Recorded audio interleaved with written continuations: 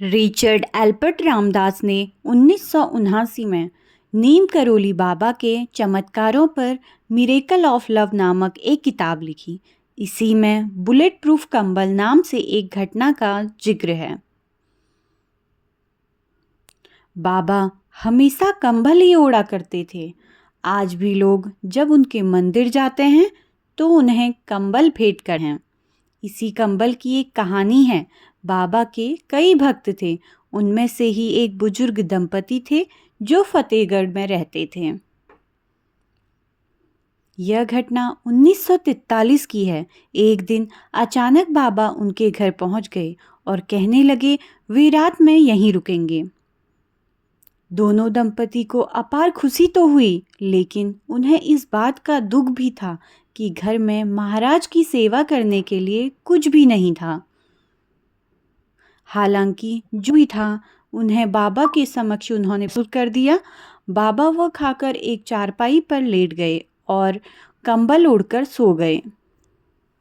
दोनों बुजुर्ग दंपति भी सो गए, लेकिन क्या नींद आती। महाराज जी कंबल ओढ़कर रात भर कराहते रहे। ऐसे में उन्हें कैसे नींद आती।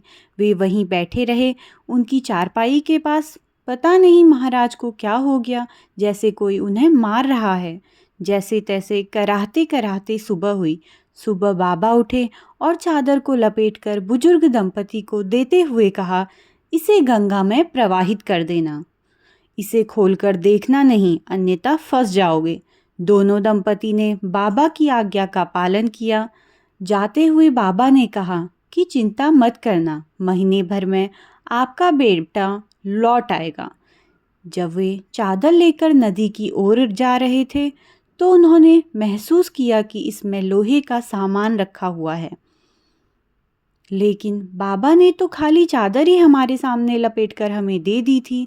खैर, हमें क्या, हमें तो बाबा की आज्ञा का पालन करना है।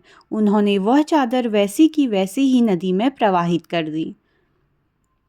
लगभग 1 माह के बाद बुजुर्ग दंपति का इकलौता पुत्र बर्मा फ्रंट से लौट आया।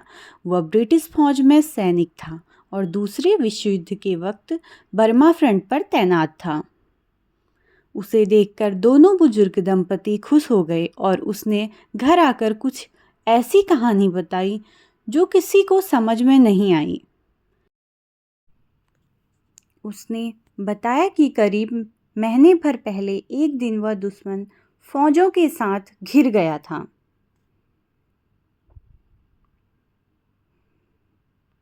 रात भर गोलीबारी हुई। उसके सारे साथी मारे गए, लेकिन वह अकेला बच गया। मैं कैसे बच गया यह मुझे पता नहीं।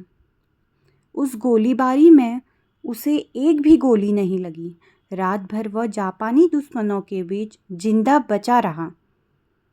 भोर में जब और अधिक ब्रिटिश टुकड़ी आई तो उसकी जान में जान आ गई।